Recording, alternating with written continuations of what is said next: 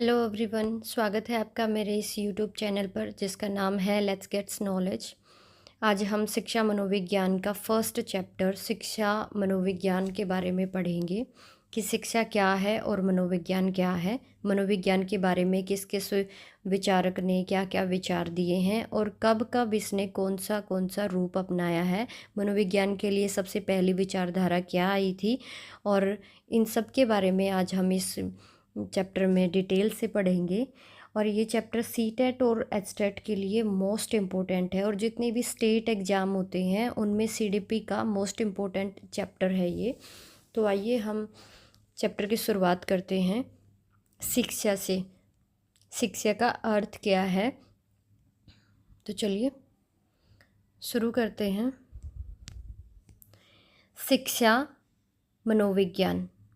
शिक्षा मनोविज्ञान, आज हम शिक्षा के बारे में पढ़ेंगे। पहले शिक्षा क्या है। सिक्स धातु से बना है जिसका अर्थ है सीखना सिखाने की क्रिया। शिक्षा का वास्तविक अर्थ है परिमार्जित या प्रकाशित करने वाली प्रक्रिया। परिमार्जित या प्रकाशित करने वाली प्रक्रिया। अभी ये क्वेश्चन आ सकता है शिक्षा का वास्तविक अर्थ क्या है। ऑप्शन में दे देंगे परिमार्जित करने वाली प्रक्रिया या फिर तीन ऑप्शन और अलग से डाल देंगे। तो आपको बताना है परिमार्जित या प्रकाशित करने वाली प्रक्रिया। परिमार्जन किसमें? व्यक्ति के व्यवहार में। अब ये हमने हिंदी में याद किया है तो अब ये इंग्लिश में आ गया है एजुकेशन। एजुकेशन किससे बना है? एजुकेटम या एजुकेयर। एजुकेटम अंदर से बाहर निकालना, एजुकेयर आगे बढ़ना, विकसित करना, अंदर से बाहर निकालना। व्यवहार में विकास या परिमार्जन लाने की क्रिया। शिक्षा क्या है? मेन पॉइंट व्यवहार में विकास या परिमार्जन लाने की क्रिया। ठीक है स्टूडेंट, तो चलिए अब हम शिक्षा की परिभाषाओं के बारे में करते हैं कि भाई किस किस विचारक ने शिक्षा के बारे में कौन कौन सी परिभाषाएं दी हैं। सबसे पहले है अरस्तु। अरस्तु ने क्या कहा? शिक्षा का कार्य स्वस्थ शरीर में स्वस्थ मस्तिष्क का निर्माण करना है। अब ये आ सकता है कि स्वस्थ शरीर में स्वस्थ मस्तिष्क का निर्माण, स्वस्थ शरीर में स्वस्थ मस्तिष्क का निर्माण किसने कहा है? तो इसका आंसर हो जाएगा अरस्तु। प्लेटो। शिक्षा व्यक्ति में शारीरिक, मानसिक एवं बौद्धिक परिवर्तन लाती है। अब प्लेटो ने क्या कहा है कि शिक्षा व्यक्ति में शारीरिक, मानसिक और बौद्धिक परिवर्तन लाती है। ठीक है। अब गांधी जी। शिक्षा से मेरा अभिप्राय मनुष्य के शरीर, आत्मा तथा मस्तिष्क का सर्वांगीण एवं सर्वोत्तम संपूर्ण विकास से है। ठीक है, मनुष्य के पूरे संपूर्ण विकास से उन्होंने शिक्षा का अर्थ दे दिया है कि भाई मनुष्य के शरीर, आत्मा और मस्तिष्क तीनों चीज़ों का सर्वोत्तम और संपूर्ण विकास जिससे होता है वो शिक्षा है। ठीक है। Next is pestology. पेस्टोलॉजी ने क्या कहा है? शिक्षा बालक की आंतरिक अभियोगिताओं का स्वाभाविक एवं समरस और प्रगतिशील विकास करती है। जो इनर एबिलिटी हैं उनका स्वाभाविक और समरस प्रगतिशील विकास करती है। Next is Froebel. शिक्षा बालक की आंतरिक शक्तियों को बाह्य शक्तियों का रूप देती है। जो अंदर की उनकी जो पावर है, एबिलिटीज़ है, उनको निखार के बाहर लेके आती है और बाहरी शक्तियों का रूप ले लेती है। जो हम अंदर पहले ज्ञान को इकट्ठा करते हैं फिर हम उसको निकालते हैं। अब जैसे टीचर्स हैं, उन्होंने शिक्षा के द्वारा वो सीखा है और फिर अब वो बच्चों को सिखा रहे हैं तो वो बाह्य शक्तियाँ बन गई उनकी कि भाई वो उस चीज़ को निखार रही हैं अपनी टीचिंग को। अब आ गया जॉन लॉक। जिस प्रकार फसल के लिए कृषि होती है उसी प्रकार बालक के लिए शिक्षा होती है।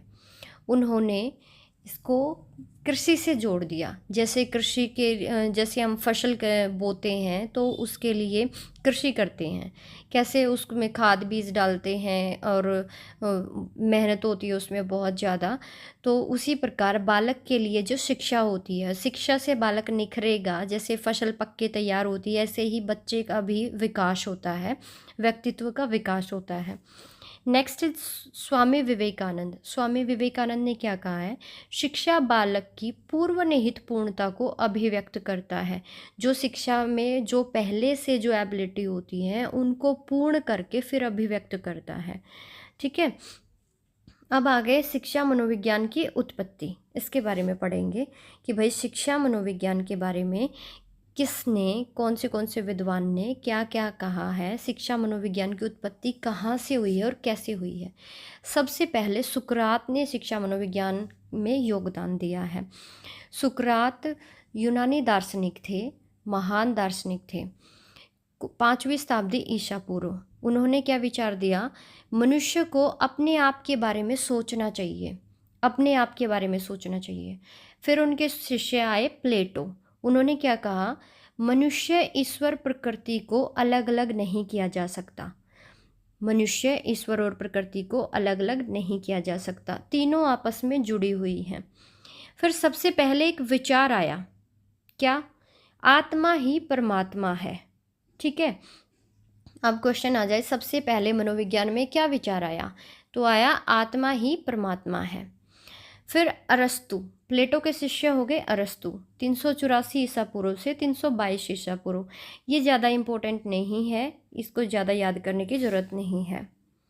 तो आइए, आत्मा का अध्ययन सबसे पहले शुरू हुआ। अब अरस्तु ने क्या विचार दिया? आत्मा के अध्ययन को प्राचीन मनोविज्ञान माना जाता है, जिसके जनक अरस्तु हैं। आत्मा के अध्ययन को सबसे पहले मनोविज्ञान माना जाता है। सबसे पहले मनोविज्ञान को क्या माना जाता था? आत्मा के अध्ययन के रूप में।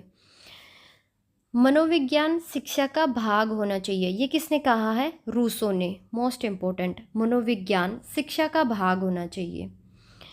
अब जो मनोविज्ञान के जो जनक हैं वो अरस्तु हैं, ठीक है, लेकिन कार्ल सेनिक के अनुसार मनोविज्ञान के जनक प्लेटो हैं।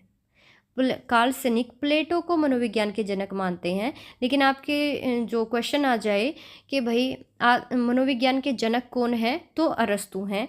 और अगर ये क्वेश्चन आ जाए कार्ल सेनिक के अनुसार मनोविज्ञान के जनक कौन है, तो प्लेटो हैं। अब शिक्षा मनोविज्ञान का विकास, मनोविज्ञान का विकास, शिक्षा के बारे में हम पहले पढ़ चुके हैं। अब हम मनोविज्ञान के बारे में पढ़ रहे हैं कि भाई मनोविज्ञान का विकास कैसे हुआ। अरस्तु के काल से 16वीं शताब्दी तक लगभग 2000 वर्षों तक इसमें कोई परिवर्तन नहीं हुआ। अरस्तु के काल से अब 16वीं शताब्दी तक इसका कोई परिवर्तन नहीं हुआ। इसमें 1590 में रुडोल्फ गोइकले ने पुस्तक लिखी। सबसे पहले 1590 में रुडोल्फ गोइकले ने पुस्तक लिखी, कौन सी? साइकोलॉजिया। पहली बार आत्मा के अध्ययन के लिए साइकोलॉजी शब्द का यूज़ किया गया। Psychology, psyche plus लोगस। साइकी क्या? आत्मा, और लोगस अध्ययन। तो साइकोलॉजी, सबसे पहले आत्मा के अध्ययन के लिए शब्द साइकोलॉजी यूज़ किया गया। और रुडोल्फ गोइकले ने 1590 में सबसे पहले जो पुस्तक लिखी, साइकोलॉजिया। साइकोलॉजी शब्द लैटिन, ग्रीक और यूनानी शब्द से मिलके बना है। वैसे मोस्ट इम्पोर्टेंट इसमें ग्रीक है। अगर आपका क्वेश्चन आ जाए कि साइकोलॉजी किस शब्द से बना है, साइकोलॉजी कौन सा शब्द है? ग्रीक भाषा का शब्द है। लैटिन और यूनानी भी बोलते हैं, लेकिन ज़्यादातर ग्रीक आंसर ठीक होता है। आत्मा का अध्ययन 4वीं शताब्दी ईसा पूर्व से 16वीं सदी तक क्या मनोविज्ञान को आत्मा का अध्ययन माना जाता था। और प्रस्तुतकर्ता कौन थे? अरस्तु। इसके समर्थक कौन कौन थे? प्लेटो, हिप्पोक्रेटस, रुडोल्फ गोइकले और देकार्ते। ठीक है, देकार्ते पहले इनके समर्थक थे। देकार्ते कब से कब तक थे? 1596 से 1650 तक ये यूनानी दार्शनिक थे। इन्होंने भौतिक विज्ञान और दर्शन शास्त्र को जोड़कर देखा। ठीक है, मनोविज्ञान में इन्होंने भौतिक विज्ञान और दर्शन शास्त्र को एक साथ जोड़ा। अब फिर इसमें विरोध पैदा होने लग गया कि भाई ये जो आत्मा का विज्ञान बता रहे हैं, तो इसमें ये बताइए कि आत्मा क्या है, कैसी है, आत्मा का स्वरूप क्या है, आत्मा कहाँ रहती है।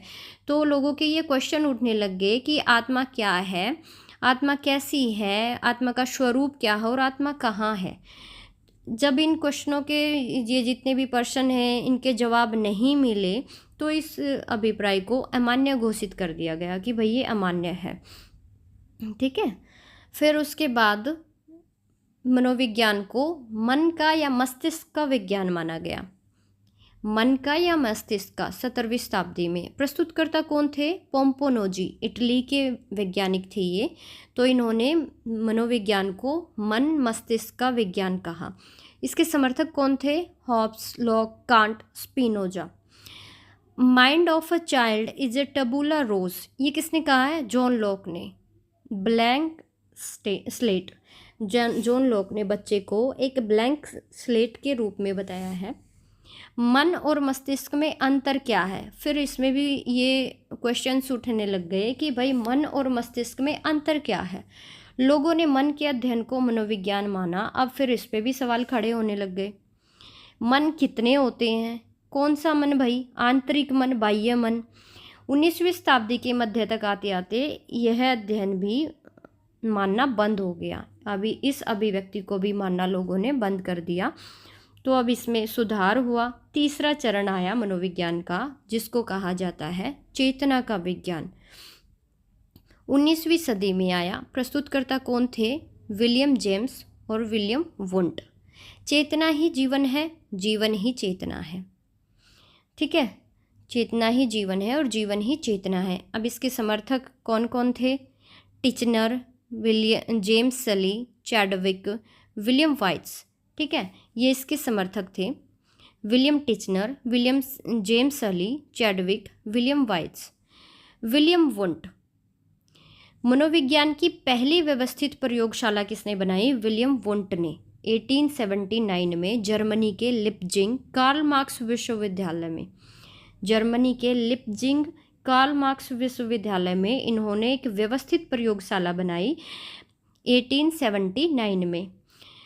अब इन्होंने प्रयोगशाला बनाई तो इनको प्रयोगात्मक मनोविज्ञान का जनक माना जाता है। विलियम वुंट को प्रयोगात्मक मनोविज्ञान का जनक माना जाता है। विलियम जेम्स, मनोविज्ञान के लिए अलग अलग पुस्तक लिखना। मनोविज्ञान के लिए अलग से पुस्तक लिखी किसने? विलियम जेम्स ने। अमेरिकी मनोवैज्ञानिक था ये। इन्होंने मनोविज्ञान के लिए अलग से पुस्तक लिखी। इन्होंने दर्शन शास्त्र से मनोविज्ञान के विषय को स्वतंत्र करते हुए एक स्वतंत्र पुस्तक लिखी। इन्होंने मनोविज्ञान को दर्शन शास्त्र से अलग कर दिया। इसके लिए एक स्पेशल पुस्तक लिखी 1890 में, जिसका नाम था principle of psychology. Principle of psychology. इसलिए इसे आधुनिक मनोविज्ञान का जनक माना जाता है। अब क्वेश्चन आ जाएगा, आधुनिक मनोविज्ञान का जनक कौन है? तो विलियम जेम्स। चेतना का विज्ञान अभिप्राय समाप्ति के कारण। सबसे पहले सबसे कम समय तक कौन सा मनोविज्ञान चला था? चेतना का मनोविज्ञान। ठीक है। 19वीं सदी के आसपास विलियम मैकडूगल ने द आउटलाइन साइकोलॉजी पुस्तक लिखी। ये क्वेश्चन आता है और बार बार रिपीट होता है कि द आउटलाइन साइकोलॉजी के लेखक कौन है? तो विलियम मैकडूगल। साइकोलॉजी का दुर्भाग्य मानता हूँ, अब इन्होंने बताया कि मैं साइकोलॉजी का दुर्भाग्य मानता हूँ कि लोग इसे चेतना के रूप में परिभाषित करते हैं। मैकडूगल ने इसका विरोध किया और इन्होंने कहा कि मैं साइकोलॉजी का दुर्भाग्य मानता हूँ कि लोग इसे चेतना के रूप में परिभाषित करते हैं। 19वीं सदी में सिगमंड फ्राइड का जो मनोविश्लेषणात्मक सिद्धांत है, मनोविश्लेषणवाद का सिद्धांत है, वो आया। उससे भी लोगों पर फर्क पड़ा। तो क्या हुआ कि इस चेतना का जो विज्ञान है, मनोविज्ञान का चरण, ये जल्दी ही समाप्त हो गया। लोगों का इस पर से विश्वास उठ गया। तो फोर्थ चरण कौन सा आया? व्यवहार का विज्ञान। व्यवहार के विज्ञान या अध्ययन 20वीं सदी से आज तक चला हुआ है। इसके प्रस्तुतकर्ता कौन है? जे.बी. वॉटसन। अमेरिकी मनोवैज्ञानिक हैं ये, जे.बी. वॉटसन। व्यवहारवाद के जनक कौन है? तो क्वेश्चन आ जाएगा, व्यवहारवाद के जनक कौन है? जे.बी. वॉटसन। समर्थक कौन है?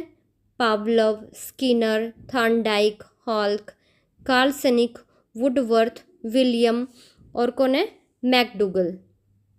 ठीक है, मैकडूगल। अब इनकी थ्योरी के बारे में भी हम पढ़ेंगे जो पावलोव सिद्धांत क्या है, थॉर्नडाइक ने कौन सी थ्योरी दी है, ठीक है, ये भी आएंगे, स्किनर वगैरह सब आएंगे, तो आगे इनके बारे में पढ़ना है। तो ये सब किसके समर्थक थे? व्यवहार का विज्ञान।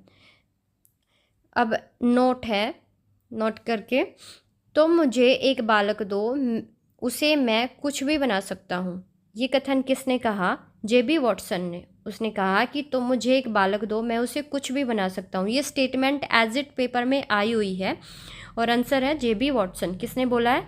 जेबी वॉटसन ने। 20वीं सदी का चमकता हुआ सितारा माना जाता था जेबी वॉटसन को।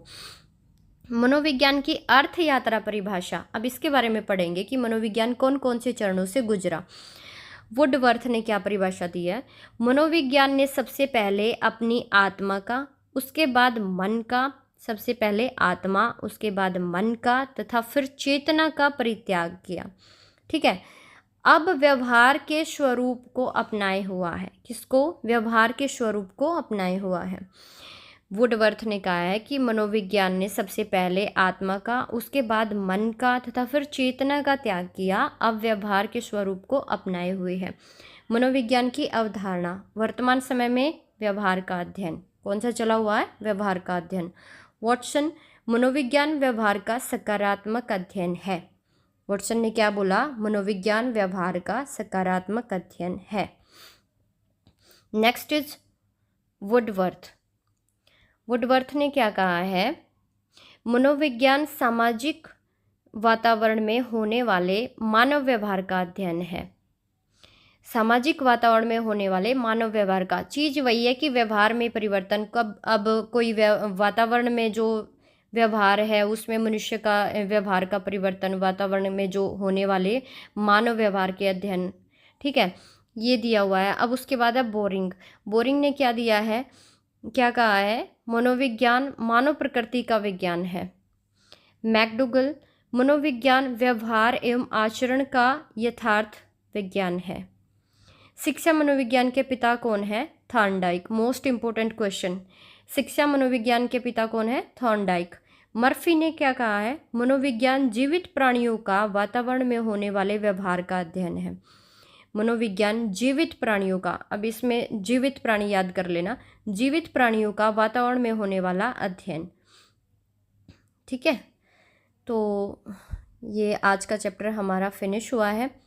अब हम देखिए, अगर आप इस चैप्टर को बहुत अच्छे से करेंगे, पॉइंट्स तो बहुत सारे हैं लेकिन मेन मेन पॉइंट्स मैंने आपके सामने रखे हैं, पूरा डिटेल में उस तरीके से नहीं रखा कि पजल हो जाएं। आप इन की पॉइंट्स को भी याद कर लेंगे तो आपके क्वेश्चन फटाफट निकल जाएंगे। जहाँ से क्वेश्चन पूछे जाते हैं मैंने वहीं से करवाया है।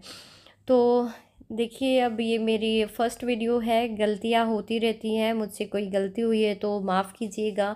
कमेंट में बताइएगा आपको वीडियो कैसी लगी। अगर आप और भी ऐसी वीडियो चाहते हैं तो कमेंट करके बताइएगा। चैनल को लाइक सब्सक्राइब कीजिएगा, शेयर कीजिएगा। थैंक यू, धन्यवाद।